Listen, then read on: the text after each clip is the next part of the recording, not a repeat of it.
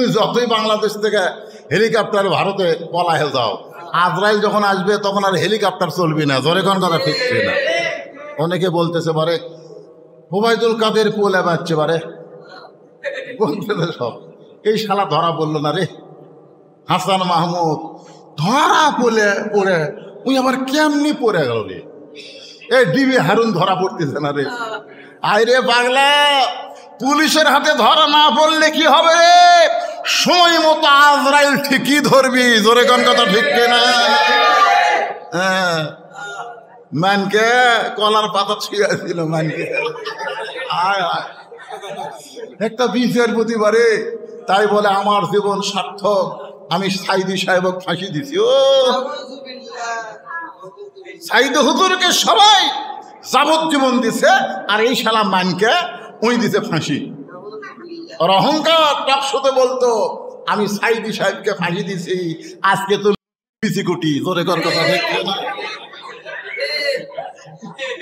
আসতেছে তুইজ্জু মান তাশা ওয়া তুযিল্লু মান তাশা বিয়াদিকাল খায়র ওয়া হুয়া আলা কুল্লি শাইইন কাদির। সম্মান দেওয়ার মালিক আল্লাহ, বিচারক বানায় দেয়। অপমান কুমার করার মালিক আল্লাহ, ইনুর মতন মানুষকে বুকে লাথি মারে। জোরে কান কথা ঠিক না? যে ইনু সিনা টান করে হাঁটে আর বলে দেশকে যদি ভালো রাখতে চান এই টুপিওয়ালা দাড়িওয়ালাদেরকে সাইজ করা লাগবে। আল্লাহ কয় টুপিওয়ালা দাড়িওয়ালা লাগবে না, সাধারণ একটা দাড়ি চাচাই তোর বুকত লাথি মারবি। জোরে কান কথা ঠিক। কর্মদোষে মানুষ রূপী কতগুলো জন্তু, এরা জানোয়ারের চাইতে জঘন্য। এ কথা বলছেন কে? আরো জোরে বলেন আল্লাহ। আপনাদের এখান থেকে বেশি দূরে হবে না, তারাত গাড়ি। তারাত গাড়ি নাম শুনছেন? সে তারাত গাড়ি এই পাশেই। হ্যাঁ, এই রুলার ওই পারে একটা গ্রাম আছে তারাত গাড়ি, নাম শোনেননি? তারাত গাড়ি। হ্যাঁ, তারাত গাড়ির একটা পাগলা ছিল, নাম হলো হাবু পাগলা। কি পাগলা? এ হাবু পাগলা হাজার হাজার মানুষ খাওয়া দাওয়া করতেছে, একটা মজলিস হচ্ছে, খাওয়া দাওয়ার অনুষ্ঠান, একটা মজলিস। তো এই পাগলা সাইডে যাচ্ছে আর বলতেছে মানুষ নাই রে, মানুষ নাই রে, মানুষ নাই। আচ্ছা, হাজার হাজার মানুষ খাচ্ছে, তারপরও পাগলা কি বলতেছে? কি নাই? মানুষ নাই।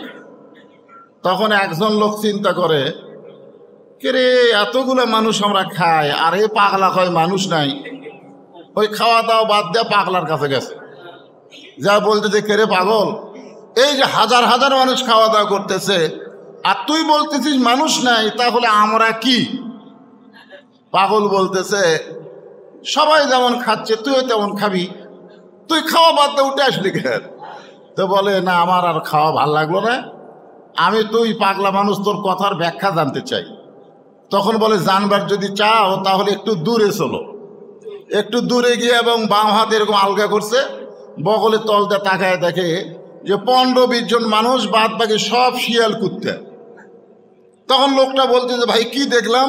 বলে যা দেখছিস দেখছিস, কাউকে বলিস না, বললি পিটন খাবি। আসলে ওই 15-20 জনই হলো মানুষ। এরা খাওয়ার আগে আল্লাহুম্মা বারিক লানা ফিমা রাযাকতানা ওয়া কিনা আযাবান নার, খাওয়ার শুরুর সময় বিসমিল্লাহ বারাকাতিল্লাহ, কাজ যখন মুখে দেয় লাকাল হামদু ওয়া লাকাশ শুকুর। এই 15-20 জন যারা মানব চেহারায়, তারা বিশ্বাস করে খাওয়ানোর মালিককে আল্লাহ। আর বাদ বাকি শিয়াল কুত্তার চেহারায় যাদেরকে দেখলে এরা মনে করে এই লোকটা হাজার হাজার টাকা খরচ করে আমাদেরকে খাওয়াচ্ছে। আসলে মানুষ খাওয়ায় না, আল্লাহ খাওয়ায়। যারা বিশ্বাস করে মানুষ খাওয়ায় তারা মানুষের চেহারায়, আর যারা বিশ্বাস করে আল্লাহ খাওয়ায় তারা মানুষের চেহারায়, আর যারা বিশ্বাস করে মানুষ খাওয়ায় তারা পশুর চেহারায়। তো আজকে এখানে হাজার হাজার মানুষের দরকার নাই, যে কয়জন মানুষ আমরা মসজিদে এসেছি আল্লাহর বাছাই করা। জোরে কোন সুবহানাল্লাহ। আজকের পরীক্ষায় আপনারা পাস না ফেল? খালি পাস, গোল্ডেন এ প্লাস। এই গোল্ডেন এ প্লাস আল্লাহর বান্দাদেরকে অন্তরের অন্তঃস্থল থেকে আমি শুভেচ্ছা জ্ঞাপন করছি। আজকের এই মাহফিলের সম্মানিত সভাপতি, সম্মানিত প্রধান অতিথি, সম্মানিত ওলামায়ে কেরাম, আমার সামনে আল্লাহ যাদেরকে কবুল করছেন এবং পর্দার অন্তরালে যে সমস্ত মা বোনেরা আলোচনা শুনতেছেন, আমি সকলকেই আমার অন্তরের অন্তঃস্থল থেকে শুভেচ্ছা জ্ঞাপন করে এই মুহূর্তে জানতে চাচ্ছি, এখনো তো আর বৃষ্টি কাগজ পড়বে না, পড়বে? এই মুহূর্তে জানতে চাচ্ছি আপনারা সকলে কেমন আছেন? আলহামদুলিল্লাহ রাব্বিল আলামিন। যে আল্লাহ শারীরিক সুস্থতা দান করে মানসিক প্রশান্তি লাভের জন্য আজকের এই জান্নাতের বাগানে কবুল করলেন, আমরা কি খুশি না বেজার? তাহলে সকলেই জবান খুলে বলবেন রব্বানা লাকাল হামদ হামদান কাসীরান তাইয়িবান মুবারাকান ফীহি। আমরা প্রশংসা করলাম কার? কেন করলাম?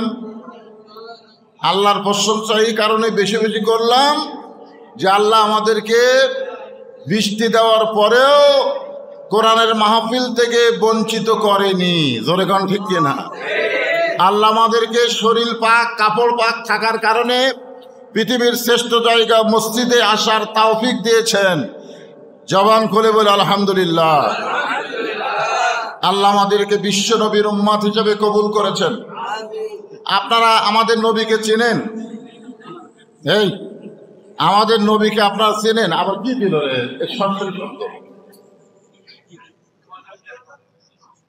আমাদের নবী? শোনেন, ভাগ্য গুণে আমরা এমন একটা নবী পাইছি, এটা কিন্তু ভাগ্যের ব্যাপার। আপনি কোনো সময় বলতে পারবেন না হাইরে কপাল মন্দ, চোখ থাকিতে অন্ধ। অনেকে বলে না কপাল পোড়া। কপাল পোড়া কারা? বিশ্বনবীর উম্মত হতে পারেনি যারা। জোরে কোন কথা ঠিক কিনা? আমরা কপাল পোড়া? এমন কি আল্লাহ রাসূল বলেছেন, আমার উম্মতেরা যত বড়ই গুনাহগার হোক না কেন, আমি নবী থাকা অবস্থায় আমার কোন উম্মতকে আমি জাহান্নামে যেতে দিব না। শুধুমাত্র ঈমান নিয়ে, বুঝলেন? আপনারা খালি ঈমানের সাথে যদি মরবার পারেন, যত পাপী থাক নবী সুপারিশ করে সবাইকে জান্নাতে নিয়ে যাবে। নিদানে আখেরাতে তরাইতে পুলসে রাতে কান্ডারি হইয়া নবী পার করিবেন সেই তরণী। হাসর হবে তামার সানি, উম্মত বলবেন পানি পানি। সেই কঠিন দিনে নবী বিনে, সেই কঠিন দিনে নবী বিনে পানি দেওয়ার সাধ্য কারো নাই। আমরা এমন একটা উম্মত, আসরের কঠিন দিনে হাউজে কাউসারের পানি নবী আমাদেরকে পান করাবে। আল্লাহর নবী বলবেন, আমি হলাম সামনে, তোমরা সকলে আমার পিছনে পিছনে রাস্তা নিবা। আমি যেই জান্নাতের মধ্যে ঢুকবো, আমার সঙ্গে তোমরাও সেই জান্নাতের মধ্যে ঢুকবা। আমি রাসূল বলতেছি, কারো ক্ষমতা হবে না মানজাল্লাযী ইয়াশফা ইনদাহু ইল্লা বিইজনিহি। আল্লাহ রাসূল বলতেছেন, কারো ক্ষমতা হবে না, আল্লাহ আমাকে এত পাওয়ার দিবে, সেই পাওয়ারের কারণে হাসরের ময়দানে আমি তোমাদের সবাইকে নিয়ে জান্নাতে প্রবেশ করব। চিন্তা করে দেখেন, এমন একটা নবীর উম্মত হওয়াতে আল্লাহর প্রশংসা কম হবে না বেশি হবে? আলহামদুলিল্লাহ। আমরা আল্লাহর প্রশংসা এই কারণে করব যে আল্লাহ হেদায়েত স্বরূপ আমাদেরকে এমন একটা কোরআন দিয়েছেন। কোরআন, কোরআন নাম শুনছেন? যে কোরআনের মধ্যে কোনো সন্দেহ নাই। এই যে হিন্দুদের পুরাণ, হিন্দুদের পুরাণের মধ্যে সন্দেহ আছে না নাই? খ্রিস্টানদের বাইবেল সন্দেহ আছে না নাই? ইহুদিদের তাওরাত সন্দেহ আছে না নাই?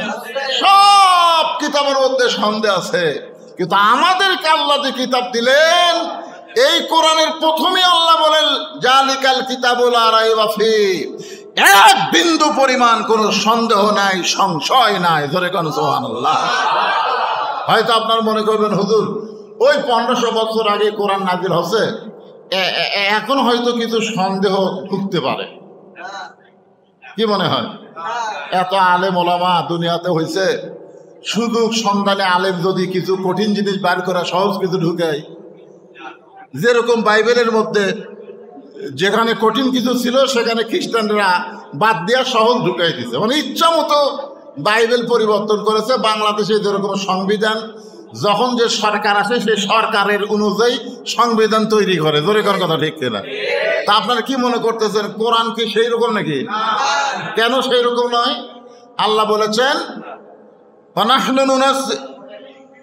আল্লাহ কোরআন শরীফকে লক্ষ্য করে বলেছেন, এমন একটা কিতাব আমি আল্লাহ নাজিল করেছি, যেই কিতাব হেফাজতের দায়িত্ব আমি আল্লাহ স্বয়ং নিজের হাতে নিয়েছি। ইন্না নাহনু নাযালনা কোরআন, ইন্না নাহনু নাযালনা যিকরা ওয়া ইন্না লাহু লাহাফিজুন। আবার অন্য জায়গায় আল্লাহ বলেছেন ওয়া নুনাজ্জিলু মিনাল কুরআনি মা হুয়া শিফাউ ওয়া রাহমাতুল লিল মুমিনিন। আল্লাহু আকবার। আমরা সেই কোরআনকে হেদায়েত স্বরূপ পেয়েছি, খুশি না বেজার? হ্যাঁ, বাংলাদেশে 90% মুসলমান, 94% মুসলমান। আমরা এত ভাগ মুসলমান হয়েও আজও বাংলার জমিনে আল্লাহর কোরআন অনুযায়ী আমরা চলতে পারতেছি না। জোরে কোন কথা ঠিক না? আমরা সেই মানুষের তৈরি করা আইন, মানুষের তৈরি, ওই ব্রিটিশের আইন করে দিয়ে গেছে ইংরেজেরা। সে আইন দিয়ে আজকে জজ কোর্ট, হাইকোর্ট, সুপ্রিম কোর্ট চলতেছে। জোরে কোন কথা ঠিক কিনা? আপনারা বলেন তো, এই মানুষের তৈরি আইনে যদি কোনো ভালো মানুষ বিচার চায়, তার বিচার হবে? কারণ আইনই হচ্ছে শয়তানের। শয়তানের আইনের কাছে ভালো মানুষ তো কোনো বিচার পাবে না। এই জন্যে আমরা মুসলমান হওয়ার পরেও তৈরি আইন জজ কোর্ট, হাইকোর্ট, সুপ্রিম কোর্টে থাকার কারণে আজকে আমরা ন্যায় বিচার পাচ্ছি না। ন্যায় বিচার যদি আমরা পাবার চাই, আল্লাহর কোরআনের বিকল্প কোনো আইন নাই, এটা বিশ্বাস করা লাগবে। কিন্তু আল্লাহ আমাকে কোরআন শরীফ খালি সোয়াবের জন্য দেয়নি যে তুমি খালি কোরআন শরীফ খতম দিবে আর প্রতি অক্ষরে 10টা করে নেকি পাবা। প্রতি অক্ষরে নেকি হবে 10টা করে, এটা সহি হাদিস, এটা সহি। আপনি কোরআন শরীফ পড়তেছেন, আলিফ 10, লাম 10, মিম 10, এরকম প্রতি অক্ষরে কয়টা করে সওয়াব পাচ্ছেন? 10টা করে সওয়াব পাচ্ছেন। তাহলে গোটা কোরআন শরীফ পড়লে কতটা অক্ষর আছে? প্রতি অক্ষরে আপনি 10টা করে সওয়াব পাচ্ছেন। এই 10টা করে সওয়াব পাওয়া হলো নফল। এই 10টা করে সওয়াব কি? নফল। আর কোরআন আইন মানা হলো ফরজ। আপনারা বলেন প্রতি অক্ষরে 10টা করে নেকি, এটা কি? নফল। আর কোরআনের আইন মানা কি? ফরজ। এখন আপনারা বলেন আল্লাহর কাছে নফলের দাম বেশি না ফরজের দাম বেশি? মনে করেন শিবগঞ্জ থেকে এক লোক আপনাকে এলাকায় আলু বিক্রি করতে আসছে, আলু 2 মণ আলু নিয়ে আপনাদের এই বৃন্দাবন পাড়ায় বলতেছে, ভাই আমার কাছে 2 মণ আলু আছে, কারা কারা নিবা? আলু নিয়ে যাও। 60 টাকা শেয়ার, 70 টাকা শেয়ার। তো এক লোক এসে বলতেছে, ভাই আমি 2 মণ আলু একাই নেব। আপনি বলেন তো শেয়ার শেয়ার বেচার চাইতে 2 মণ আলু যদি একজনে নিবার চায়, তাহলে আলুওয়ালার জন্য ভালো না খারাপ? কোন ভালো না খারাপ? ভালো। 2 মণ আলু নিবে, তো ভাই এখন ওজন করে দেন। তা আলুওয়ালা বলতেছে, ভাই আমার বাড়ির আলু রে, কম হবে না। আমি 2 মণ বলতেছি, ওজন করলে 2 মণের বেশি হবে। তো কয় না ভাই, পাপের ওপর মাপ নাই, মাপের ওপর পাপ নাই, ওজন করে দাও। তা আলু ওজন করা হতে 2 মণ 2 শের। কয় শের? 2 মণ 2 শের। তো আলু চাচ্ছে কয় মণ? 2 মণ, কিন্তু হসে কত? 2 শের।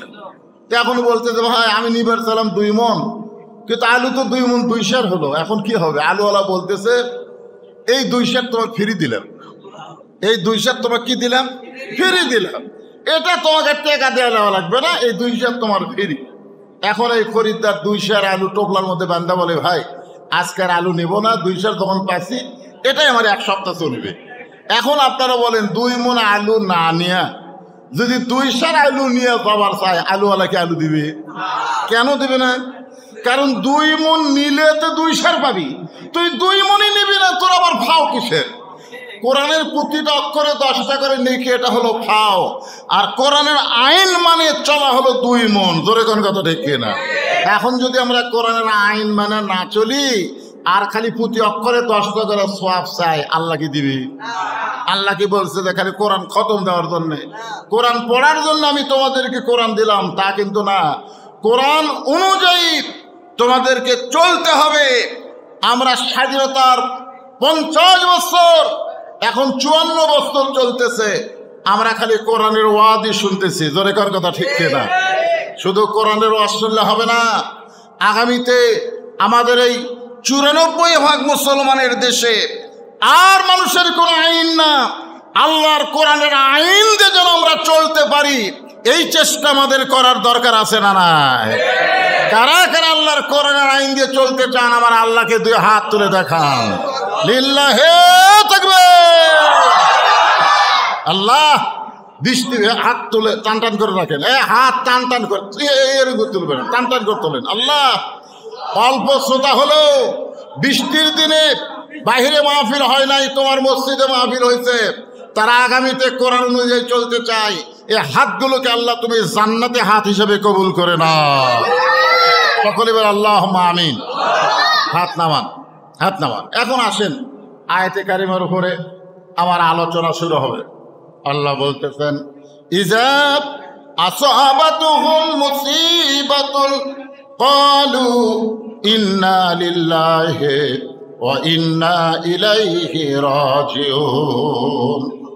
আমরা মানুষ মরলে এই আয়াতে কারিমা তেলাওয়াত করি, মানুষ মরলে। আমি আমার যত হুজুর আছে, বুঝলেন, আমাকে যারা লেখাপড়া করাছে, তাদের মধ্যে এখনো যারা জীবিত আছে বা আগে যারা ছিল, আমি কিন্তু আপনাদের পাশেই মোস্তাফাবিয়া মাদ্রাসা নাই, ওই মাদ্রাসা থেকে তাফসির হাদিস পাশ করছি। শেরপুর আলিয়া মাদ্রাসা থেকে আমি ফেকা নিয়ে পাশ করছি। আমি 3টা বিষয়ে কামেল পাশ করছি। আমি প্রত্যেকটা ওস্তাদকে জিজ্ঞাসা করছি, হুজুর, এই যে আল্লাহ বলতেছেন বিপদ আপদ মুসিবত আসলে তোমরা বলো ইন্না লিল্লাহ, তো আমরা মানুষ মরলে ইন্না লিল্লাহ কেন পড়ি? এখানে তো মানুষ মরার কোনো কথা নাই। এই আয়াতের মধ্যে যদি আল্লাহ বলতো যে মানুষ যদি মারা যায় কলু, তখন তোমরা বলো ইন্না লিল্লাহ, কিন্তু মানুষ মরার কথা নাই। আল্লাহ বলতেছেন বিপদ আপদ যখন আসবে তখন তোমরা ইন্না লিল্লাহ পড়বে। তাহলে আমরা মানুষ মরলে কেন পড়ি? আমার ওস্তাদ আমাকে বলতেছে আগে থেকেই হয়ে আসতেছে। কখন থেকে? আগে থেকেই হয়ে আসতেছে। আমরা কোনোদিন এই প্রশ্ন কাউকে করিও নি, আর উত্তরও আমরা খুঁজে পাই। তা আমি কইলাম, এটা একটা কথা হলো, যেখানে আল্লাহ ডাইরেক্ট বলতেছেন ইজা আসাবাতুহুম মুসিবা, তোমাদের উপরে বিপদ আপদ মুসিবত আসলে কলু তোমরা ইন্না লিল্লাহ পড়ো, আর সেখানে আমরা মানুষ মরলে কেন পড়ি? আমাদের ওস্তাদ ছিল ওসমান গনি হুজুর, হেড মুফাসসির মোস্তাফা মাস্টার। উনি আমাকে বললেন, তুই ছাত্র হয়ে এত খুঁজিস করে? মানুষ মরাটাই হলো সবচাইতে বড় বিপদ। মানুষ মরাটাই হলো সবচাইতে বড় বিপদ। এই জন্যে মানুষ মরলে আমরা ইন্না লিল্লাহ পড়ি। আমি বললাম, না হুজুর, আমার পছন্দ হলো না। তা আমার কয়, তোর পছন্দ না হলে তুই পড়িস না, তুই মানুষ মরলে ইন্না লিল্লাহ পড়িস না। আমি হুজুরকে বললাম, হুজুর জোরহাত, আপনি আমার ওস্তাদ, আমি আপনার ছাত্র, মনে কষ্ট দেবেন না। আপনারা বলেন তো, মুসলমান মরা বিপদ না রহমত? আমি হুজুরকে বললাম, যারা মুসলমান হয়ে মারা যাবে তাদের মরাটা কি বিপদ না রহমত? হুজুর তো চুপ মেরে গেল। আমি চুপ মারলে হবে না হুজুর, কারণ আমার বিশ্বাস মুসলমান মরার পরে কবরে যায় না, মুসলমান মরার পরে ইল্লিন নামক জান্নাতের বাগানে যায়। জোরে কোন কথা ঠিক কিনা? তাহলে দুনিয়ার কষ্টের জায়গা থেকে মুসলমান মরে জান্নাতে গেল, আর আমরা বিপদের আয়াত করলাম। এটা হলো, এটা হিন্দু মরলে, খ্রিস্টান মরলে, মুনাফিক মরলে মরাটা একটা বিপদ। কারণ হিন্দুর জন্য মরাই বিপদ, মরাই পিটন খাওয়া। মুনাফিকের জন্য মরার পরেই বিপদ, মরাই জাহান্নামত যাওয়া। মুশরিকের জন্য মরাই জাহান্নামত যাওয়া। কিন্তু মুসলমানের মরা তো জাহান্নাম না, মুসলমানের মরা হলো ফাদখুলি ফি ইবাদি ওয়াদখুলি জান্নাতি, মরবে আর জান্নাতে প্রবেশ করবে। জোরে কোন সুবহানাল্লাহ। তাহলে আমরা তো পাইকারি হারে যাই মরু, হাজি মরলেও কই, হুজুর মরলেও কই, লুচ্চা মরলেও কই, এমনকি আমাকে এলাকার সবচাইতে বড় গাঁজাখোর উই মরলেও কই। এখানে পাইকারি হারে যাই মরে ইন্না লিল্লাহ। জোরে কোন কথা ঠিক কিনা? সারা জীবন আমি দেখছি লোকটা নামাজ পড়েনি, আমার দেখা নামাজের কথা বললে কয় তোরা পড়, আমি পড়বো না। এই লোকটা মারা গেছে, এটা শুনেও আমরা ইন্নালিল্লাহ পড়তেছি। আবার মোস্তাফি মাদেশার আমার হুজুর তাজাম্মুল হক হুজুর একজন আল্লাহর ওলি ছিলেন, উনি মারা গেলে উনি বললেও ইন্নালিল্লাহ পড়তেছি। তাহলে গাঁজাখোরও ইন্নালিল্লাহ, আল্লাহর ওলিও ইন্নালিল্লাহ, এ যে পাইকারি হারে ইন্নালিল্লাহ, এটা আমার মনে ধরতেছে না। ওসমান গনি হুজুর কয় তোর যা মনে চাই তাই কর সব। আমি চিন্তা পড়ে গেলাম, আসলে মানুষ মরলে ইন্নালিল্লাহ বলা এটা কি পাইকারি হারে চলবে কিনা। এই নিয়ে আমি খুব চিন্তা করতে করতে আল্লাহ পাক আমাকে একটা কিতাবের মাধ্যমে জানাইছে, মানে কিতাব পড়তেছি, কিতাবের মাধ্যমে আল্লাহ পাক আমাকে জানাইলেন যে একজন আল্লাহর মস্ত বড় নবী ছিলেন, খুব খেয়াল করবেন। সেই নবীর নাম হলো মুসা কালিমুল্লাহ। জোরে বলেন নাম কি? হ্যাঁ, উনি একদিন তুর পর্বতে গিয়া দাঁড়ায় আছে। তো আল্লাহ পাক বলতেছে মুসা কি খবর? তো মুসা আলাইহিস সালাম কেন দাঁড়ায় আছে আপনারা বলেন তো, আল্লাহ জানে কি জানে না? জানার পরও আল্লাহ বলে মুসা কি খবর? মুসা বলতেছে আল্লাহ আপনাকে একটা প্রশ্ন করতে চাই, আপনি কি উত্তর দিবেন? আল্লাহ বলতেছে তোর কামই তো হলো প্রশ্ন কর। মুসা আলাইহিস সালামের কাজই কি আল্লাহ প্রশ্ন করা। ধরে কর কাক প্রশ্ন?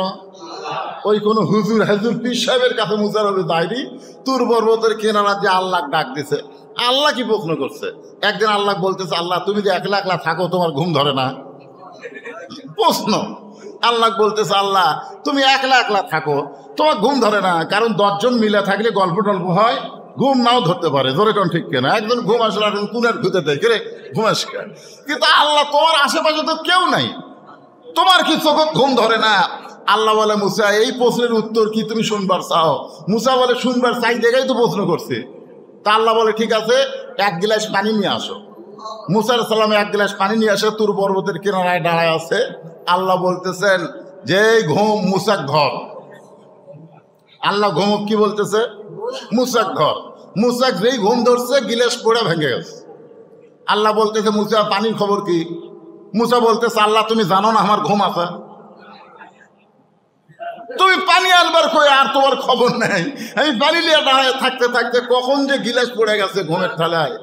আল্লাহ কয় মুসা রে সামান্য একটা গিলাস পানি ঘুমের কারণে তুমি যদি হেফাজত করতে না পারো, আর আমি আল্লাহর যদি ঘুম থাকে তাহলে কুল কায়নাত কেমনে হেফাজত হবে? ধরে কোন কথা ঠিক কিনা? আল্লাহ পাক আমাদেরকে আয়াতুল কুরসির মধ্যে, আয়াতুল কুরসি আপনারা পড়েন না? পড়েন? কয়বার পড়েন? আল্লাহ রাসূল বলেছেন 5 ওয়াক্ত নামাজের সালাম ফিরায়া 5 বার কেউ যদি আয়াতুল কুরসি আমল করতে পারে, কয় ওয়াক্ত? 5 বার। সালাম ফিরানোর সঙ্গে সঙ্গে আয়াতুল কুরসি আমল যদি করতে পারে, আল্লাহ রাসূল বলেছেন আল্লাহ তাকে 5টা পুরস্কার দিবে। 1 নম্বর পুরস্কার হলো ঈমানের সাথে তার মৃত্যু হবে। 2 নম্বর পুরস্কার হলো কবরে সওয়াল জবাব আল্লাহ তার জন্য সহজ করে দিবে। 3 নম্বর প্রশ্ন হলো হাসরের ময়দানে আল্লাহ তার হিসাবকে সহজ করে দিবেন। 4 নম্বর প্রশ্ন হলো বিজলি আকারে পুলসিরাত পাড়ি দিয়া। 5 নম্বর প্রশ্ন হলো 8টা জান্নাতের দরজা আল্লাহ তার জন্য খুলে দেবে। আপনি যদি দৈনিক 100 বার আয়াতুল কুরসি পড়েন আপনি কিন্তু এই সওয়াব পাবেন না। শর্ত হলো নামাজের সালামের পর। তার মানে বোঝা গেল আয়াতুল কুরসি আমল করবার গেলে কয় ওয়াক্ত নামাজ পড়া লাগবে? খালি জুম্মা পড়লে হবে? 5 ওয়াক্ত। এতক্ষণ পর আবার কি?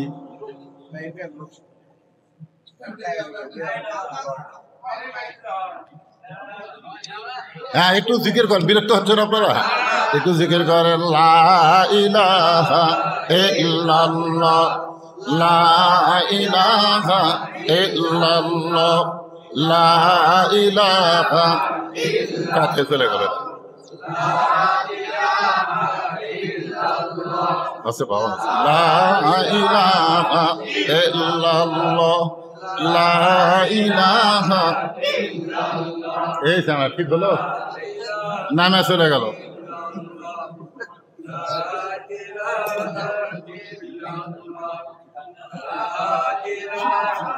সাউন্ড হচ্ছে রে। লা ইলাহা ইল্লাল্লাহ, লা ইলাহা ইল্লাল্লাহ লা ইলাহা ইল্লাল্লাহু মুহাম্মাদুর রাসূলুল্লাহ সাল্লাল্লাহু আলাইহি ওয়াসাল্লাম। তাহলে আয়াতুল কুরসি কখন পড়া লাগবে? সালামের পর। তার মানে বোঝা গেল এখানে একটা মারিফতের পেঁয়াজ আছে। আয়াতুল কুরসি সওয়াব লিবা এত সহজ না, 5 ওয়াক্ত নামাজ ধরা লাগবে। ধরে কোন কথা ঠিক না? আপনি যদি নামাজ বাদ দিয়ে 100 বার আয়াতুল কুরসি পড়েন, 1 লাভ নেই। শর্ত হলো নামাজ আগে, তারপর আয়াতুল কুরসি। এই ছেলেরা, এই তোমাদের খবর কি? খালি জুম্মার নামাজ না? ইয়ং জেনারেশন যারা আছো, 5 ওয়াক্ত নামাজে তোমাকে অনীহা।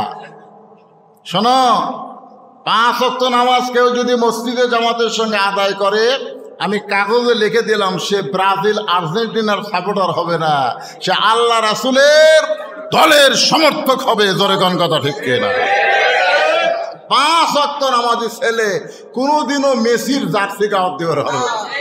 কারণ ইন্না সালাতা তানহানিল ফাহশাই ওয়াল মুনকার, একমাত্র নামাজই পারে মানুষকে যাবতীয় খারাপি থেকে বাঁচায় দিতে। আজকে বাংলাদেশের সরকার, যে সরকার চলে গেল, চলে যায়নি, পলে গেল, চলে গেলে ভদ্র শব্দ, চলে যাওয়া ভদ্র শব্দ। এর আবার অহংকার করতো বেশি, আমরা পালাবো না, পালাবো না।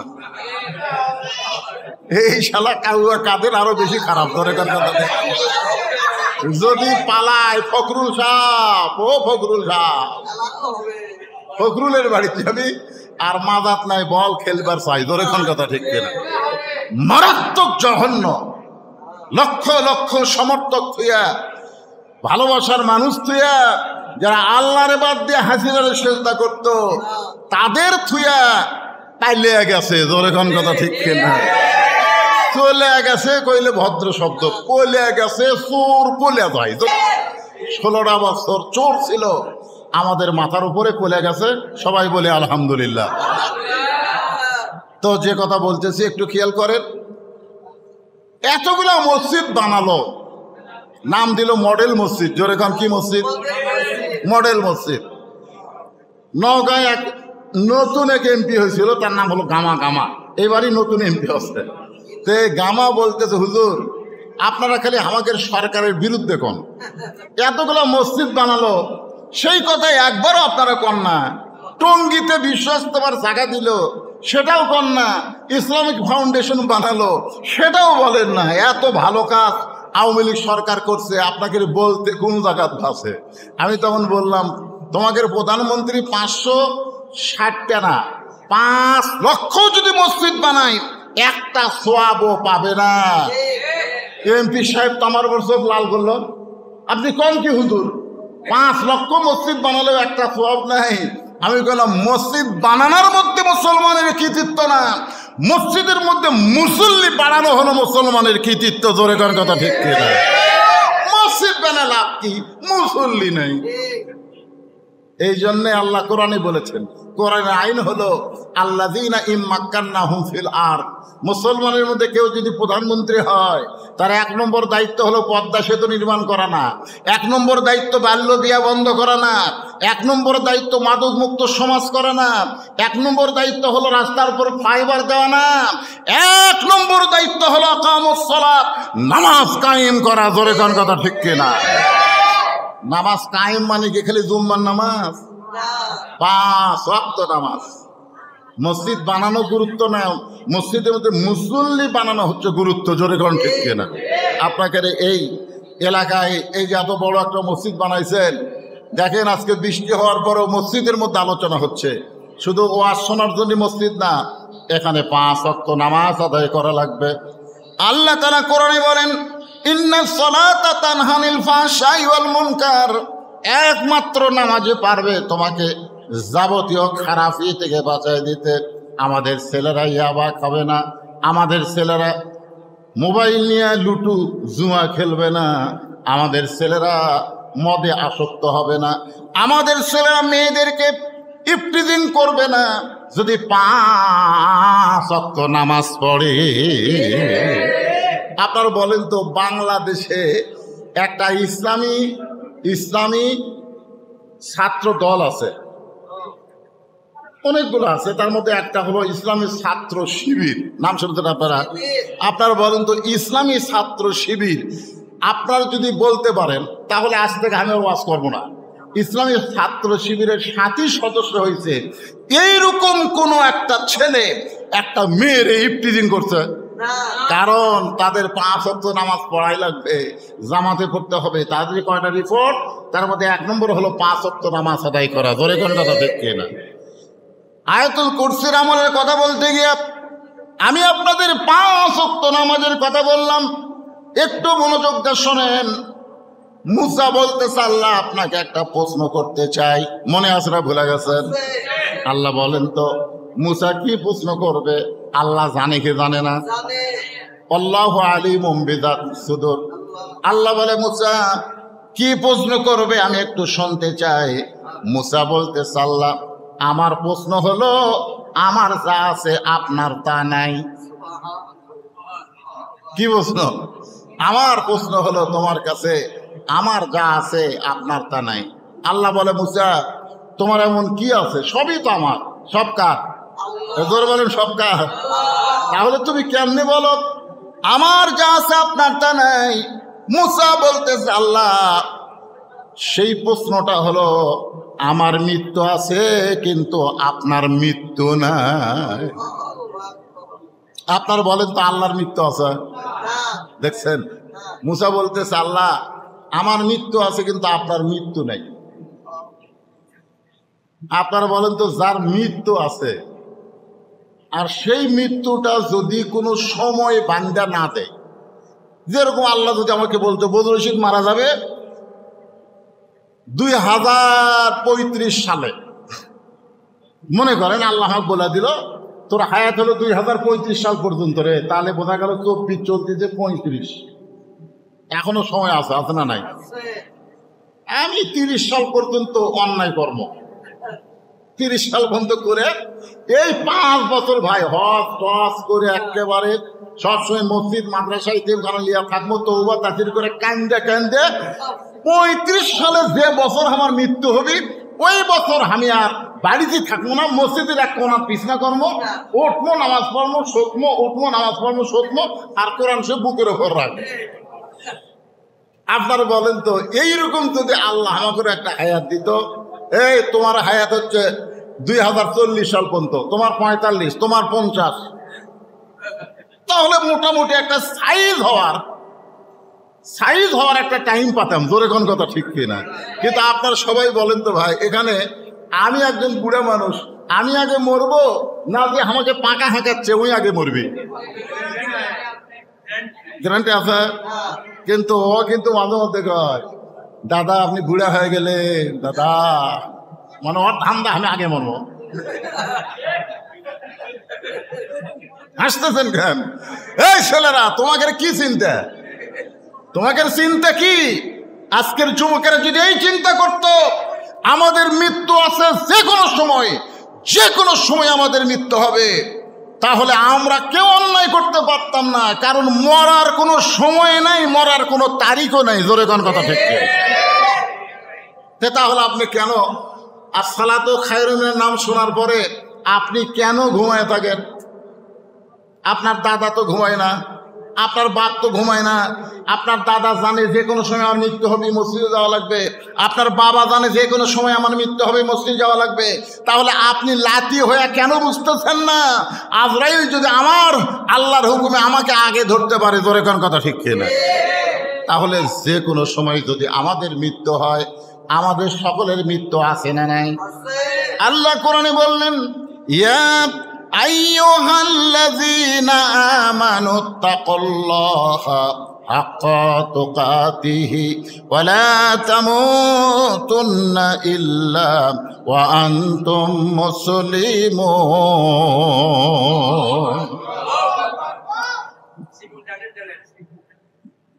অসুবিধা নাই, না হাঁকালেও চলবে। তো এখন ব্যাপারটা হলো এই আয়াতের মধ্যে আপনারা কি বুঝলেন? মরা লাগবে, মরা লাগবে। ভাইজান খুব সাবধান, খুবই আমাদের সাবধান হওয়া লাগবে। মরা যখন লাগবেই, আল্লাহ বলে মুসা মৃত্যু তোমার কাছে কেমন মনে হয়? মৃত্যু তোমার কাছে কেমন মনে হয়? মুসা বলতেছে আল্লাহ দুনিয়ার জীবনে যত নিয়ামত দান করেছেন তার মধ্যে উত্তম নিয়ামতের নাম হলো মৃত্যু। সবাই সুবহানাল্লাহ। আমার মনে হয় এই কথা আপনার বুঝবার পারেননি। মুসা বলতেছে আল্লাহ দুনিয়াতে আপনি আমাকে যা দিছেন, কি দিছে? নবী দিছে। খালি নবী দিছে, আল্লাহর সাথে ডাইরেক্ট কথা বলার মতন যোগ্যতা দান করছে। সুবহানাল্লাহ বলে। খালি আল্লাহর সাথে কথা বলার যোগ্যতা দান করছে, আজাই লোক চর দিয়া চোখের মনি উল্টে দেওয়ার ক্ষমতাও হাতত দিছে। জোরে কর সুবহানাল্লাহ। আয় রে, সেই মুসা আলাইহিস সালাম বলতেছে আল্লাহ আমাকে যত নিয়ামত দিয়েছেন তার মধ্যে উত্তম, সবচাইতে উত্তম নিয়ামতের নাম হলো মৃত্যু। আপনারা মরবার চাচ্ছেন না, দেখে সুবহানাল্লাহ বলেন না। ও 3 তলা 4 তলা পাইপ বাড়ি বানাচ্ছেন, এটা আমার বাড়ি ভাই, প্রায় 2 কোটি টাকা খরচ করে বানাচ্ছি ভাই। বাড়ি মানুষকে দেখায় 2 কান্দের 2 ফেরেশতা কয় কে রে শয়তান, কার কাজ করে কি দেখাস? মানে 4 তলা বাড়ি দেখবার গেলে 2 কান্দের 2 ফেরেশতা আছে না নাই? কতক্ষণ আছে না নাই? 2 কান্দের 2 ফেরেশতাকে তো চাপা খায়, যখন এইরকম করে দেখায় তখনই চাপা খায় না, চাপা খায় কয় এই শয়তান কি দেখাস? ওটা তোর বাড়ি, ওটা তোর বাড়ি।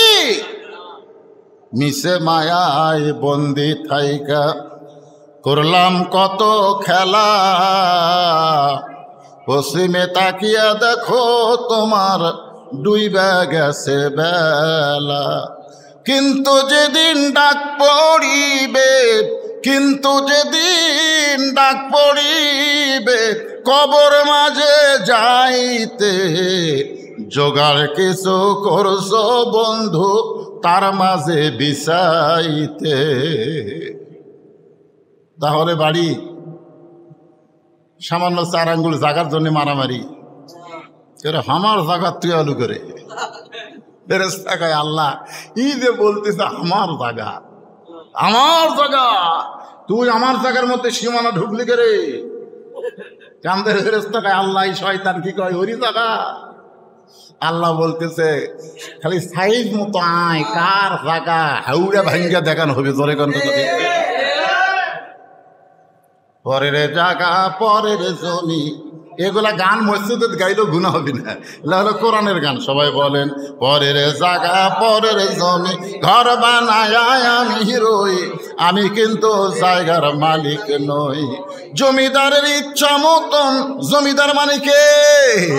জমিদারের ইচ্ছা মতন দেই না জমিন চাষ, তাই তো ফসল ফলে না রে দুঃখ 12 মাস। আমি খাজনা পাতি সবই দিলাম, তবু জমিন হয় যে নিলাম, এই দুঃখের কথা কারে কই? পরের জায়গা পরের জমি, ঘর বানায়া আমি রই। আল্লাহ বলে মুসা মানুষ দুনিয়াতে গিয়ে মরবার চায় না, সেই মৃত্যুটা তোমার কাছে উত্তম মনে হওয়ার কারণ কি? মানুষ দুনিয়াতে গিয়ে মরবার চায়, কোন মরবার চায়? কথা কয় না। স্বামীর ক্যান্সার রোগ আছে, 1 মাস পর স্বামী মারা যাবে, এখন বউ যায় কান্দিছে আর বলতেছে আল্লাহ আমার হায়াত স্বামীক দাও, স্বামীর মৃত্যু আমাকে দাও। স্বামী কয় রে আল্লাহ আমার ক্যান্সার রোগ কেন দিল রে, তোর মতোর বউ বাড়ির থাকতে। বউ কয় না না না আপনি মরবেন কেন, আমি মরবার চাই, আল্লাহ আপনার মৃত্যু আমাকে দেখ, আমার হায়াত আপনাকে দেখ। স্বামী খুবই খুশি, বউ নিয়ে শুয়ে পড়ছে। ওই বাড়িতে একটা আড়িয়া গরু আছে। জোরে কর কি গরু? আড়িয়া গরু। রাত্রে দড়ি ছিঁড়ে হো হো করে বের হচ্ছে, গেট বন্ধ। এখন আড়িয়া খাওয়ার জন্যে খালি খুঁজতেছে, দেখে বারান্দায় সিলভারের পাতিলের তলে চিটালালি।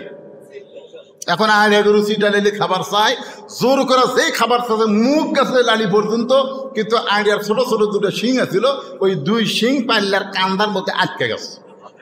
তো লালি খাওয়া হচ্ছে, কিন্তু পাল্লার মুখ ছাড়ে না। আগে এখন পাল্লা মুখ না ছাড়লে চোখে মুখে কিছু দেখতে পাচ্ছে না, খালি হো করতেছে। হো করতে করতে স্বামী স্ত্রী যে ঘরে ঘুমায় আছে ওই ঘরের মধ্যে ঢুকছে। বউ চিল্লাই বলে, বাবা আজরাইল, ও বাবা আজরাইল, ঢুকছো তখন আমার কাছে আসো না, ওই যে ক্যান্সার রুগী, তোমার কি জগৎ পড়ে না? স্বামী ঘুমোর থেকে চেতন ভাই বলে, বউ কি হয়েছে? বলে আজরাইল আইছে, তোমারে দেখাই দিলেন।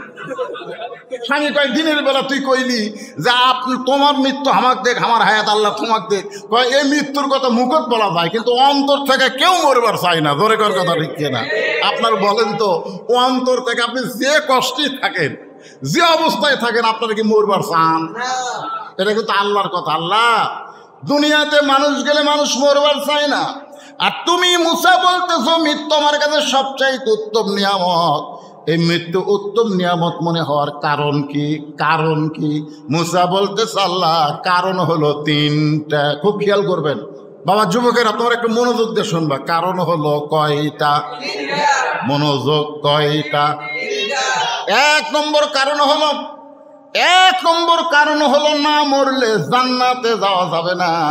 আপনি যে এত সুন্দর জান্নাত বানাইছেন, এই জান্নাতে যাইতে গেলে মরা লাগবে। আপনারা কি সবাই জান্নাতে যাওয়ার চান? কে আছে, কোন পাগল আছে যে জান্নাতে যাবে না? এই কি আমার ওয়াজ বুঝিচ্ছে না বুঝবার পারতেছে? খালি হাসে রে। আমি যে কথা বলতেছি বুঝিচ্ছে? হ্যাঁ, আপনার কি মনে করছেন এই যে তিন পুচকাটি বসিছে, এরা কি চেনে না আমার? ওই গাড়ির থেকে নামতি করছে, এটাই বুঝলু রে। আপনারা তো হুজুর কন, এটাই হুজুর রে। এরা হুজুর কন, এটাই বুঝলু রে। এরা সরাসরি বুঝলু কন। এই ছোট ছোট বাচ্চারা আমার খুব ভালো চেনে, দেখেছেন না? বুঝুক বা না বুঝুক, চোখ টাল টাল করে আসে। খুব গুরুত্বপূর্ণ কথা, মনোযোগ দিয়ে শোনা লাগবে। তাহলে আমরা সবাই দোয়া করি, আল্লাহুম্মা পড়েন, আল্লাহুম্মা ইন্না নাসআলুকাল জান্নাতা, ইন্না নাসআলুকাল জান্নাতা ওয়া নাউযু বিকা মিনান নার। আল্লাহ তোমার কাছে আমরা সবাই জান্নাত চাই। আল্লাহ বলতেছে, তোরা জান্নাত চাইলে আমি দিয়ে দিলাম, এখন যাও। আল্লাহ যদি বলে তোমরা জান্নাত চাইলে আমি দিয়ে দিলাম, যাও, তখন আপনারা বলবেন কোন দিক দিয়ে যাবো রে? জান্নাত কুটিরে মদিনাত না সৌদি আরব না আমেরিকাত না রাশিয়াত, কোন দিক দিয়ে যাবো রে? আল্লাহ আপনি তো আমাকে জান্নাত দিলে আমরা কেমনে যাব? আল্লাহ বলবে, মরা ছাড়া জান্নাতে যাওয়া যাবে না। জান্নাতে যাইতে গেলে মরা লাগবেই। এখন আপনারা বলেন, জান্নাতে যাবার চাইলে কি লাগবে? তাহলে সেই মরা নিয়ে আমরা এত টেনশন কে? আবু সাইদ যে কলো রংপুর পুলিশের সামনে মার, কারণ ও জানে কুত্তা বিড়ালের মতন বেঁচে থাকার চাইতে সিংহের মতন জীবন দেওয়া ভালো। জোরে কোন কথা ভেঙে আপনারা বলেন, এক আবু সাইদ মারা গেছে। বর্তমান প্রধান উপদেষ্টা আমেরিকায় গিয়া জাতিসংঘের মিটিং এর মধ্যে আবু সাইদের নাম উল্লেখ করেছে। জোরে কোন কথা ঠিক কিনা? আল্লাহ বলেছেন, ওয়ালা তাকুলু লিমান ইউকতালু ফি সাবিলিল্লাহি আমওয়াত। আমার রাস্তায় যারা জীবন দেয়, মানুষের স্বৈরাচারী মুক্ত করার জন্য জীবন দিল আবু সাইদ, ও মরে নাই, ও কিয়ামত পর্যন্ত জীবিত থাকবে মানুষের অন্তরে। জোরে কোন কথা ঠিক? কি মনে করছেন? আয় মার, লুকে থাকাও মরা লাগবে, গুলি খেয়েও মরা লাগবে, পায়খানা করতে করতেও কাদিয়ানির মতন মরা লাগবে। জোরে কোন কথা ঠিক না? এই যে গোলাম মোহাম্মদ কাদিয়ানি নবী দাবি করে না, এই শালা পায়খানা করবার দেয় মরছে। নবী তুই পায়খানা বললু কেনা? সমস্ত দলের লোকেরা পীরগঞ্জে আবু সাইদের কবর জিয়ারত করতেছে। জোরে কোন কথা ঠিক না? আবু সাইদের বাপ বলতেছে, আমার ছেলে যখন জেতায় ছিল তখন এ বাড়ি ভুলেও কেউ পা দেয়নি, আর মরে যাওয়ার পর থেকে সে মরে গেল না, মানুষের কলিজার মধ্যে ঢুকে গেল। এই জন্য আল্লাহ বলেছেন, আমার রাস্তায় যারা জীবন দিবে, বাতিলের বিরুদ্ধে যারা মোকাবেলা করে জীবন দিবে, হকের পক্ষে যারা থাকবে, তাদেরকে তোমরা মৃত্যু বলো না, আমি আল্লাহই বলতেছি তারা জীবিত। তাহলে মরাই যদি লাগে, মরতেই যদি হয়, আমরা সাধারণ মৃত্যুবরণ করব না। যেই মরার পরে আল্লাহ তাআলা সালামুন আলাইকুম তিবতুম ফাদখুলুহা খালিদিন। আপনারা আয়াতে কারিমা বুঝতে পারলেন না, খালি তুমি জি করলে হবে না, তো পিছনে যারা আছে বুঝতে পারলেন না। আপনারা যারা ইমানের সাথে দুনিয়া থেকে বিদায় নেবেন, মনে করতেছেন মসজিদের খাটনিত করে আমার কবর অবধি আসবে, তাই না? আয় আয় পাগলা রে, আপনার দেহ কবরত থাকবে। দেহ, এই যে দেহ দেহ দেহ দেহ যদি রাস্তার উপর থাকে পচে দুর্গন্ধ হবে। এই জন্য দেহকে সুন্দরভাবে দাফন করবে। এই দেহের মধ্যে যে পাখি আছে, এই পাখির কোনো কবর হবে না। ওই পাখির জন্য আল্লাহ তাআলা 8টা জান্নাতের দরজা খুলে দিবে। প্রত্যেকটা জান্নাতে একটা বাগান আছে, ওই বাগানে আপনি পাখি হয়ে উঠতে থাকবেন। যেদিন কিয়ামত হবে, সেই দিন ওই পাখিকে আবার আপনার দেহ যেমন কবরে রাখছিল, ওই অবস্থায় দেহ বানায় ওই পাখি দেহের মধ্যে ঢুকায় দিয়া আপনাকে হাসরের ময়দানে উঠাবে। আপনি বলবেন, ভাই এখনো ঘুম পুরোপুরি হয়নি, কে সিংহায় ফুৎকার দিয়ে আমাকে চেতন করলো রে? তখন ফেরেশতারা বলবে, পাগলা, লক্ষ লক্ষ বছর আপনি কবরে ছিলেন, আপনার পাখি ছিল জান্নাতে, দেহের মধ্যে ঢুকে আল্লাহ চেতন করেছে, এখন আল্লাহকে সালাম দিয়ে জান্নাতের মধ্যে ঢুকে যান। জোরে গান সুবহানাল্লাহ। সালামুন আলাইকুম তিবতুম ফাদখুলুহা খালিদিন। তাফসীরের মধ্যে বলা হয়েছে, হয় আপনি আল্লাহকে সালাম দেন, নয় আল্লাহ আপনাকে সালাম দিবে। আল্লাহ সালাম দিবে আপনাকে, আসসালামু আলাইকুম আব্দি, এ আমার বান্দারে, দুনিয়াতে তুই আমার নামাজ পড়েছিস। আরে সবাই যখন শীতের বেলায় ল্যাপের মধ্যে ঘুম পাড়ছে, আর সালাত খায়রুন শোনার সাথে সাথে ল্যাপকে লাপ্তি মেরা ঠান্ডা পানি দিয়ে ওযু করে তুই মসজিদের মধ্যে গিয়ে সামনে কাতারে নামাজ পড়েছিস, তুই কোরআনের পক্ষে কোরআন বিজয়ের আন্দোলন করেছিস, তুই বাতিলের সঙ্গে আপোষ করিস নাই। দরকার হলে জীবন দেব, কিন্তু বাতিলের বাচ্চাটা গোলাম হব না। দুনিয়ার জীবনে তুই এমন কষ্ট করে আমার কাছে ধরা দিয়েছিস, আমি আল্লাহ তোর সালাম দিয়ে জান্নাত দিয়ে দিলাম। তাহলে মরার পরে আমরা কোথায় যাব? জোরে কোন? আজ থেকে মুসলমান বলবেন না মরার পরে কবরে যাব, এটা বলবো না। মরার পরে দেহ যাবে কবরে, কিন্তু রুহুটার কবর হবে না। আপনারা বলেন তো, আপনার দেহর দাম বেশি না রুহুর দাম বেশি? দেহের কোনো দাম আছে নাকি? মাটির দেহ মাটি খাবে, মাটির সঙ্গে মিশে যাবে। আল্লাহ বলে, মুসা, মৃত্যুকে পছন্দ করার 2 নম্বর কারণ কি? 1 নম্বর কারণ কি বুঝলে না? মনে আছে? 1 নম্বর কারণ হলো না মরলে জান্নাতে যাব না। 2 নম্বর কারণ হলো, মুসা বলতেছে, আল্লাহ মৃত্যুকে পছন্দ করার 2 নম্বর কারণ হলো আমার মৃত্যুটা কেবলমাত্র, এই কথাটা খেয়াল করবেন, আমার মৃত্যুটা কেবলমাত্র আপনার জন্যেই অক্ষ করেছি। এখন আপনাদের সবাইকে বলতে হবে, আমরা মরবো কার জন্যে? এই চাই বলতেছেন না, কার জন্য মরবেন? পার্টির জন্যে? বলে গেছে আমার এলাকার যারা আওয়ামী লীগ করে, এরা কথা করছে না, সবকালে মাটির দিকে তাকে হাঁটে, আর কথা কয় না। কয়দিন আগে সিনা টান করে বলতো, আমার চিনিস, আমার দল ক্ষমতা আছে রে, চিনিস? আমি একদিন কইলাম, ভাই যে দলের অহংকার করতেছো, এই দল নাও থাকতে পারে, কিন্তু আমি যার দল করি তার ক্ষমতা কোনোদিনও হারাবে না। আমার কয়, হুজুর আপনি কার দল করেন? আমি কইলাম, আমি আল্লাহর দল করি। তুই কার করিস? যারা মানুষের দল করতেছেন না, আজকে বুঝবেন না, সময় মতো বুঝবেন। তোর এখন কথা ঠিক কিনা? মানুষের দল করে, মানুষ হয়ে মানুষের দল করা যাবে না, মুসলমান হয়ে দল করতে হবে কার? তাহলে আমার জীবনটা আমি কাকে দিলাম?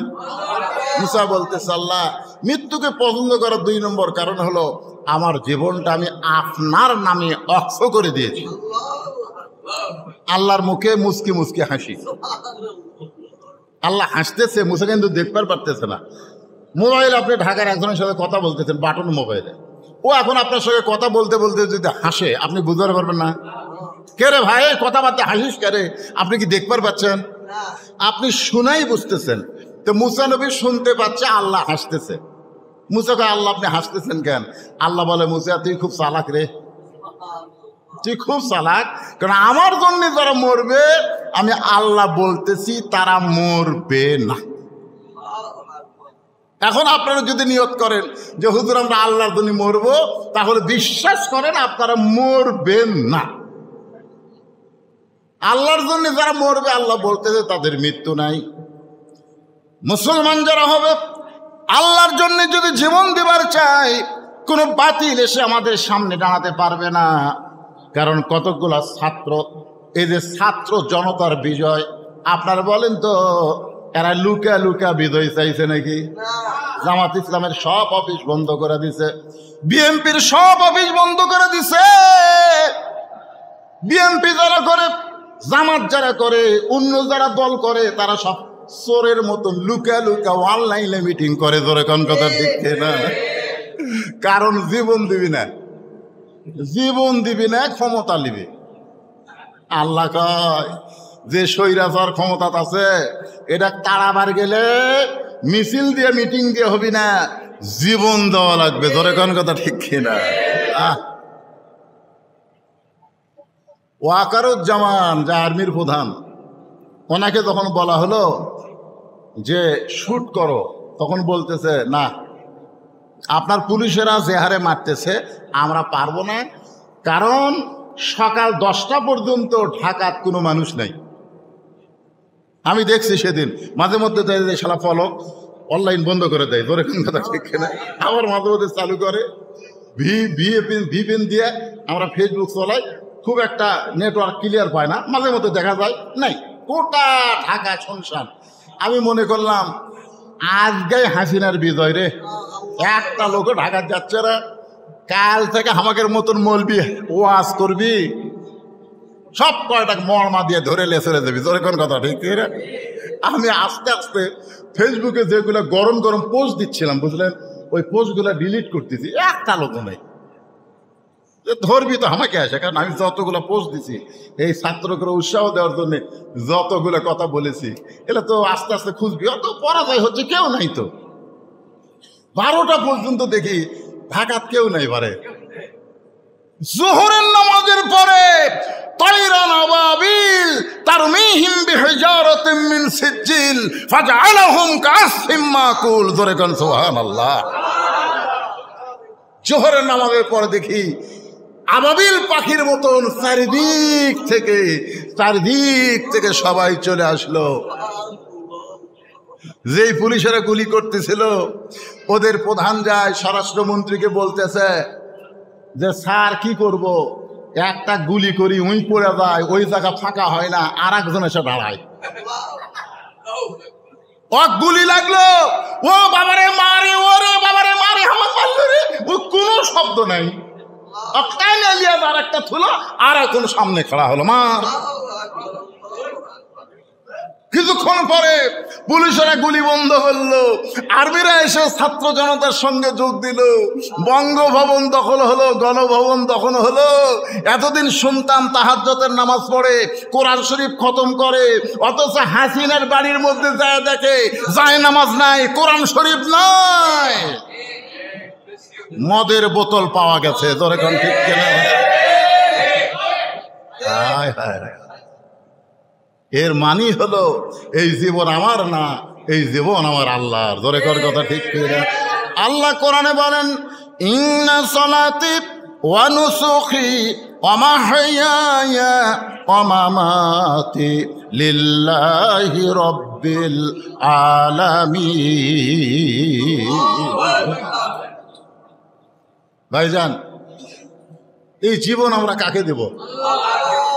এই মসজিদের জন্য মাহফিল, ছেলেরা অনেক বড় আশা করছিল যে বধূ সেদিক নিয়ে আসবো, হাজার হাজার মানুষ হবে, এই মসজিদের উন্নয়ন কল্পে আমি মসজিদের মধ্যে ঢুকে দেখলাম দেওয়ালগুলা সব প্লাস্টার হয়নি।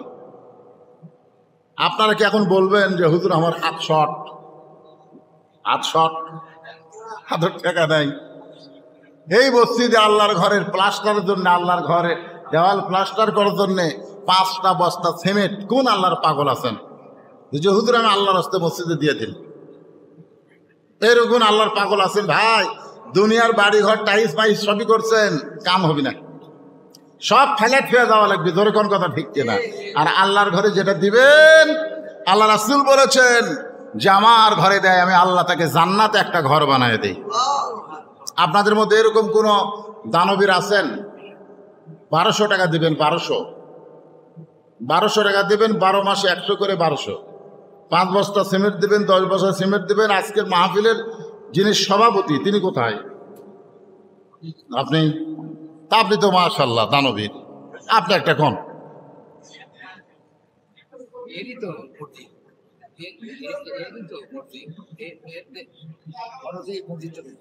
সেটাই তো বলতেছি। আর যারা ইয়ং ছেলেপেলে আছে 50 টাকা করে দিবা, ফ্যাক্সির লোড দেবা না, ইন্টারনেট কিনবা না। আজকে তোমরা যেটা দিবা এটা জান্নাতের ইন্টারনেট কেনা হবে। যারা যুবক আছে তাদেরকে আমি বলতেছি, তোমাকে তো কামাই কার্য কমপক্ষে 50 টাকা করে টাকা আল্লাহ রাস্তায় মসজিদে তোমরা দিবে। 100 টাকা, 200 টাকা, 50 টাকা, নিম্নে 50। এই কোন যুবক পারো? টাকা পকড় নাই, যুবক দিয়েই তো ইসলাম রে পাগলা। বউ নাই, চল নাই, যা আছে আল্লাহ ধরে কর সুবহানাল্লাহ। আর যাদের বউ চলে আছে না রে 50 টাকা হলে বইয়ের চানাচুর কেনা হবে, ছোলের জন্য লজিন কেনা হবে, তোর বউ নাই, চল নাই, আল্লাহ রাস্তা দিয়ে দাও। ও দাঁড়ায় না। আমার এই জীবন আল্লাহর জন্য। জোরে কান কার জন্যে? আপনারা যারা আমাকে দাওয়াত দিবার গেছেন তারা দেখে আসেন। সারা জীবনের কামাই দিয়া 235 শতক জায়গার উপর, কয়শো? 235 শতক জায়গার উপর মসজিদ, মাদ্রাসা, ইতিমখানা এগুলা নির্মাণ করছি। একটা টাকাও কারো কাছ থেকে দান সদকা লেইনি। আপনার ওয়াজ করে যে টাকা দেন সেই টাকা দিয়ে এগুলো তৈরি করছে, সেই টাকা। আমি ইচ্ছা করলে বগুড়া শহরে একটা 5তলা 7তলা বাড়ি করতে পারতাম। বগুড়া তো আমার 1 শতক জায়গাও নেই। আমি গ্রামে থেকে অনেকে রাগ করে বলা, হুজুর আপনি শহরে একটা বাসা করতে পারেন না। আমি শহরের বাসা দিয়ে আমার একটা আল্লাহর ঘর হবে। জোরে কোন কথা ঠিক কিনা? হ্যাঁ, এখন আমি এই বছর সাইদি হুজুরের নামে একটা বিশাল অডিটোরিয়াম নির্মাণ করছি। সাইদি হুজুরের নামে, আল্লামা সাইদি রহমতুল্লাহের নামে সাইদি অডিটোরিয়াম আমি নির্মাণ করছি। ওখানে আপনারা হাজার হাজার মানুষ বসে এখানে কনফারেন্স করতে পারবেন। আমি এই 5ই আগস্টের বিজয়ের পরে আমি আল্লাহর শুকরিয়া তার এটা নির্মাণ করছি। এই টাকা যে আপনারা দেন সেটা দেন। তো আমি যদি পারি আপনাদের এগুলো টাকা নিয়ে, তো আপনি কেন পারবেন না ভাই? বসে থাকলে হবে না। আল্লাহর রাস্তায় বলেন একজন ওঠেন 500 টাকা 1000 টাকা খেয়ে পারেন, ওঠেন আল্লাহর রাস্তায় দেন। আল্লাহর এই জীবন কার জন্যে? বিশ্বাস করে দেওয়া লাগবে। এতগুলো মানুষের মধ্যে আপনাকে 500 টাকা দেওয়ার কেউ নাই? টাকা ছাড়া যাচ্ছে নাকি সবরা? কিভাবে আদায় হবে? গামছার আদায়? হাজার হাজার মানুষ হলে গামছা দিয়ে অনেক টাকা পাওয়া যেত। মানুষই তো কয়জন? দেন বাবা দেন। এই তো দেখেন, শরম নাই বাজান, দানের ব্যাপারে কোনো শরম নাই বাবা। মাশাল্লাহ মাশাল্লাহ, আল্লাহ সর্বোত্তম। তোমার এক মুরব্বী বান্দা আল্লাহর ঘরের জন্য 500 টাকা দান করছে। টাকাটা রাখেন, আল্লাহ দানকে কবুল করেন। আর একজন আল্লাহ তোমার যুবক বান্দা তোমার ঘর মসজিদের জন্য 500 টাকা দান করছে। আল্লাহ দানকে কবুল করেন। টাকা পয়সা হাতের ময়লা ভাই, আজ আছে কাল না। যাদের বাপ মা কবরে গেছে, বাপ মার জন্য আল্লাহর ঘর মসজিদে দান করেন। দুনিয়ার টাকা পয়সা দুনিয়াতে রবে, ফকির হয়ে মানুষ কবরে চলে যাবে। আসেন আসেন আসেন, এই মসজিদের মধ্যে অনেক লম্বা সময় আমি আলোচনা করলাম আপনাদের সামনে। আসেন, যিনি যা পারবেন একটু আল্লাহর রাস্তায় দেন দেন। টাকার পয়সা কিছুই না, মনে করতেছেন অনেক কিছু, আসলেই কিছু না। এই যুবকের একটা যুবক ওঠে না, পকেট টাকা নেই নাকি? যুবকদের দান আল্লাহ রহমত, আল্লাহ রহমত, এই জন্য দেন। যুবকদের বলতেছি দেন, মুরব্বীরা দেন। যিনি যা পারবেন। এই মুরব্বী দিবেন নাকি? না এমনি দাঁড়াইছে? এই দাও, এখানে আনে দাও।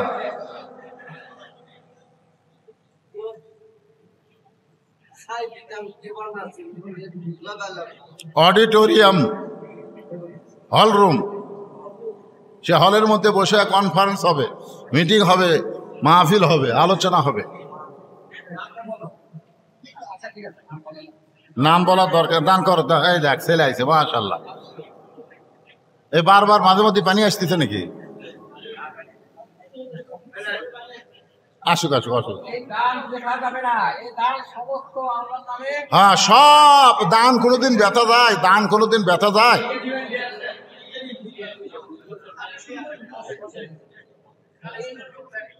হ্যাঁ,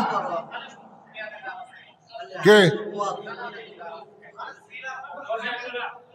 তোমরাই করো না, কে কাম চালাও লাও। বাকারা 23 এবং 24 নম্বর আয়াতে দানের কথা আল্লাহ বলছে, যারা দান করবে তাদের জন্য জান্নাত, তাদেরকে মহাপুরস্কার দিবে আল্লাহ। সুতরাং আপনারা মুক্ত হস্তে দান করেন। আর এই দানটা আপনারা প্রকাশও করতে পারবেন, আপনারা গোপনেও করতে পারবেন। দান প্রকাশে করলে আপনারা সব পাবেন, গোপনে বলে একটু বেশি সব পাবেন। না না, গোপনে গোপনে গোপনে দান আর প্রকাশ্যে দান, এটার দুটো হাদিস আছে। আমরা অনেকে মনে করি প্রকাশের চাইতে গোপনে দান করলে সব বেশি, এই জন্য অনেকে প্রকাশ্যে দেয় না, গোপনে দিবার গেলে শয়তান কয় দেশ না। আপনারা বলেন তো, গামছার মধ্যে কৌটার মধ্যে যেগুলো দান হয় এগুলা প্রকাশ্যে না গোপনে? এটা প্রকাশ্যে হয়। মুখের সামনে যে কৌটা গেল, এটা কি প্রকাশ্যে হলো না গোপন হলো? আপনি পকেট থেকে বের করে গোপনে দিয়ে দিলেন, তাই দিলেন না? আপনারা বলেন তো, গোপন দান কৌটার মধ্যে কোনোদিন 500 টাকা পাচ্ছেন? কথা কন না কেন? পাচ্ছেন? গোপন দান মানে ফাঁকিবাজি, গোপন দান মানে ফাঁকিবাজি। গোপন দান কাকে? যে লোকটা সম্ভ্রান্ত মানুষ, হঠাৎ গরিব হয়ে গেছে, ঋণগ্রস্ত হয়ে গেছে, তা দিবেন। ডান হাত দিলে বাম হাত যেন জানবার না পারে, তার সম্মানের যেন কোনো ক্ষতি না হয়। কথাটা বুঝলেন? আবার তাবুকের যুদ্ধে আল্লাহ রাসূল প্রকাশ্যে দান চাচ্ছেন, প্রকাশ্যে কে কত দিতে পারবে। মসজিদের দান হলো তাবুকের যুদ্ধের মতো, আপনারা কে কত দিবেন? সভাপতি সাহেব কথা বলতেছেন, বলেন, আপনি একটা বলেন। মাশাআল্লাহ, সভাপতি সাহেব আল্লাহর ঘরের জন্য 10,000 টাকা দান করবে, আল্লাহ তার দানকে কবুল করেন। আল্লাহ নেক নিয়ত নেক আশা পুরা করেন। বাপ মা মারা গেছে, 2 জনে মারা গেছে, বাবার কবরকে আল্লাহ জান্নাতের টুকরা বানায় দেন, ধরে কন আমি। এ বাবা, তোমরা কি মাহফিলের শেষে তবারক করছো নাকি? তবারক আছে? তবারক নাই?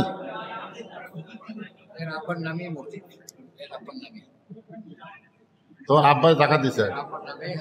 তোর আব্বা এখন কোথায় আছে? কত জাগাত না, একেবারে সহি হাদিস। রাসূল যখন মক্কা থেকে মদিনায় হিজরত করলেন, একটা জায়গা রাসূলের খুবই পছন্দ, যেখানে সর্বোত্তম মসজিদ তৈরি হয়েছে, নাম হলো মসজিদে কুবা।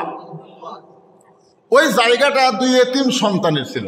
আল্লাহ রাসূল বললেন, এই জায়গাটা আমার খুব পছন্দ, এই জায়গাটার মালিককে? মদিনার একজন আনসার বলল, ইয়া রাসূলুল্লাহ, এই জায়গার মালিক মারা গেছে, এখন মালিকানা সূত্রে 2 সন্তান এতিম। আল্লাহ রাসূল 2 এতিমকে ডাক দিয়ে বললেন, বাবা, এই জায়গাটা আমার পছন্দ, এর বিনিময়ে তোমরা কি চাও? 2 বাচ্চা বললেন, হুজুর, এই জায়গাটা নিয়ে আপনি কি করবেন? এতিম বাচ্চা। আল্লাহ রাসূল বললেন, এখানে আল্লাহর ঘর বানাবো। 2 বাচ্চা নবীর হাত ধরে বললেন, ইয়া রাসূলুল্লাহ, আল্লাহর যদি ঘর মসজিদ বানান, আমাদের বিনিময় হলো আমরা জান্নাত চাই। সেদিন থেকে কিয়ামত পর্যন্ত যারা আল্লাহর ঘর তৈরি করে দিবে, আল্লাহর ঘর বানাবে, আল্লাহর ঘর বানাতে সহযোগিতা করবে, তাদের জন্য আল্লাহ জান্নাত একটা ঘরই বানিয়ে দিবে। তোরে কেন? সুবহানাল্লাহ। তো তাহলে আপনার বাবা জান্নাতের ঘরের মধ্যে আছে, এ কোনো টেনশন নাই। মসজিদের সেক্রেটারি কি? আপনাকে সেক্রেটারি তা আসেনি? এইরকম অবস্থায় মাহফিল হয় কি না হয়, সবাইকে আসে। আল্লাহ ওয়ালা মুসা মৃত্যুকে পছন্দ করার 3 নম্বর কারণ কি? আমি 2টা কারণ বলেছি, এখন 3 নম্বর কারণটা হলো, একটু মনোযোগ দিয়ে শোনেন, আপনাদের কাছে বোঝানোর জন্য বলতেছি। 2টা জীবন আমাদেরকে আল্লাহ দান করেছে। কয়টা? দুনিয়ার জীবন হলো ক্ষণস্থায়ী, আর আখেরাতের জীবন হলো চিরস্থায়ী। আপনারা বলেন তো, আপনাদের কাছে কোন জীবন দামি, ক্ষণস্থায়ী না চিরস্থায়ী? সবাই কয় না, বুঝে শোনা কও। দুনিয়ার জীবনের কিন্তু শুরু আছে, শেষও আছে, ধরে কোন ঠিক কিনা? আর আখেরাতের জীবনের শুরু আছে কিন্তু শেষ নাই। তাহলে এখন একটা চালাক লোককে যদি বলা হয়, তুমি কি ক্ষণস্থায়ী লিবা না চিরস্থায়ী লিবা? ও বলবে হুজুর ক্ষণস্থায়ী লিয়ে লাভ কি, চিরস্থায়ী দরকার। তো মুসা বলতেছে আল্লাহ মৃত্যুকে পছন্দ করার 3 নম্বর কারণ হলো ক্ষণস্থায়ী দুনিয়াকে ত্যাগ করে আমি চিরস্থায়ী আখেরাতকে পাওয়ার চাই। সুবহানাল্লাহ বলেন না। বাল তুসিরুনাল হায়াতাদ দুনিয়া ওয়াল আখিরাতু খায়রু ওয়া আবকা। আল্লাহ তাআলা আমাদের সকলকে এই অবস্থায় মাহফিল হওয়ারই কথা না, তারপরেও মসজিদের মধ্যে সব ওয়াজ করাও সম্ভব না। যতটুকু সম্ভব আমি আপনাদের সামনে ঈমান আমলের আলোচনা করেছি। আল্লাহ তাআলা বক্তা, শ্রোতা এবং মাহফিল কমিটি যারা কষ্ট করে এই বৃষ্টি ভিজার দিনেও মাহফিলকে মুলতবি না করে, বন্ধ ঘোষণা না করে মাহফিল যারা করেই ছাড়ল, আমরা সকলেই তাদের জন্য প্রাণ খুলে দোয়া করব আল্লাহ সবাইকে ইমানে আমলে জান্নাতি কবুল করুক। সকলে বলি আল্লাহুম্মা আমিন। সবাই পড়ে আস্তাগফিরুল্লাহ রব্বি মিন কুল্লি জামবি ওয়া তুবু ইলাইহি লা হাওলা ওয়ালা কুওয়াতা ইল্লা বিল্লাহিল আলিয়্যিল আযীম। আল্লাহুম্মা আমিন। আল্লাহুম্মা আনতাস সালাম ওয়া মিনকাস সালাম তাবারাকতা ইয়া যাল জালালি ওয়াল ইকরাম। আল্লাহ সারাদিন হলে বৃষ্টি হচ্ছে মাবুদ, কোন সময়ের জন্য বৃষ্টি বন্ধ হয় নাই। সেই বৃষ্টির মধ্যে হাজারো চেয়ার নিয়ে এসে আল্লাহ ফাঁকা ময়দানে তোমার বান্দারা আজকের এই জান্নাতের বাগান লাগাইছিল। আল্লাহ নিচের মাটি না হয় ভিজে দিলে, কিন্তু চেয়ারে বসে তার আলোচনা শুনবে। আল্লাহ তুমি সেটাও পছন্দ করলা না। আল্লাহ আমি তেজে যাওয়ার সঙ্গে সঙ্গে তুমি মুষলধারে বৃষ্টি দেওয়া শুরু করলে। আল্লাহ তোমার বাহিরের মাহফিলকে তোমার ঘরের মধ্যে নিয়ে আসা হলো। আল্লাহ সুন্দর কিছু কথা আমি বলেছি, কোরআন হাদিসের আলোকে আমাদের সবাইকে মরতে হবে। মরার আগে মুসলমান হয়ে যেন মরতে পারি। আল্লাহ তৌফিক আমাদেরকে দান করে দাও। আল্লাহ আজকের মাহফিলকে কবুল করে নাও। আজকের মাহফিলের জন্যে যারা দান করেছে মাহফিলকে সুন্দর করার জন্যে, যারা টাকা পয়সা দিয়েছে আল্লাহ তাদের সকলকে জান্নাতি কবুল করে নাও। আল্লাহ সাদ্দাম সহ অনেক কষ্ট করে যারা আজকের মাহফিল করেছে, বিশেষ করে মসজিদ কমিটির সম্মানিত সভাপতি, সেক্রেটারি, কেশিয়ার, মসজিদের ইমাম, মুয়াজ্জিন, আয় আল্লাহ তাআলা অত্র এলাকার মুরব্বী যারা যুবকেরা কষ্ট করে জান্নাতের বাগান লাগাইছে, আল্লাহ তাদের সকলকে জান্নাতি কবুল করে নাও। আল্লাহ পর্দার অন্তরালের মা বোনেরা আবিদা সালিহা পদ্মানজি কবুল করো। গোটা বিশ্বের মুসলমানকে আল্লাহ তুমি খাস রহমত করো। আমার বাংলাদেশের প্রতি আল্লাহ রহমত করো। খাস করে বগুড়া জেলার উপরে আল্লাহ, এই কাটনাহারের উপরে আল্লাহ, এই এলাকার উপরে আল্লাহ রহমত বরকতের দরজা তুমি খুলে দাও। আল্লাহ কে কোন নিয়ত করে হাত তুলেছে আল্লাহ সকলের নেক নিয়ত নেক আশাকে তুমি কবুল করো। আল্লাহ এই যুবকগুলোকে যারা কষ্ট করে আজকের মাহফিল করেছে, ওয়াজ শুনতেছে, হাত তুলে আমির আমি করতেছে, এই যুবকগুলোকে আল্লাহ 5 ওয়াক্ত নামাজি হিসাবে কবুল করে নাও। আল্লাহ সুবহান রাব্বিকা রাব্বিল ইজ্জাতি আম্মা ইয়াসিফুন ওয়া সালামুন আলাল মুরসালিন আলহামদুলিল্লাহি রাব্বিল আলামিন। ওয়াজাল আখিরাতে কালিমাতুনা ইনদাল মাউতি লা ইলাহা ইল্লাল্লাহু মুহাম্মাদুর রাসূলুল্লাহ সাল্লাল্লাহু। আসসালামু আলাইকুম ওয়া রাহমাতুল্লাহি ওয়া বারাকাতুহু।